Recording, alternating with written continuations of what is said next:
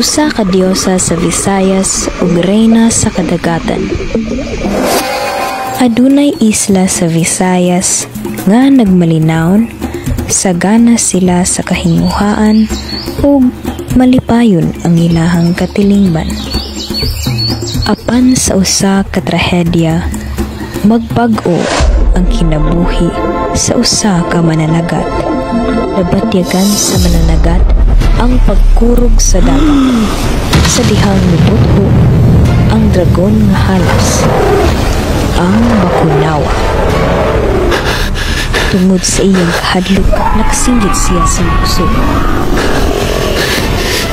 Apan nadungog kini niya ang diyosa ug ang reyna sa kadagatan. Magwayat gamit ang iyang budyong, nagbago ang iyang panagway. Ug sa makausa, napindi niya ug napatay ang Bakunawa. Malipayong mipauli ang mananagat.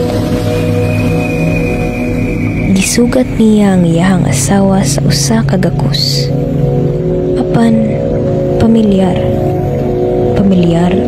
ang usa ka budyong. Pamilyar ang babae nga nasa iyang atubangan.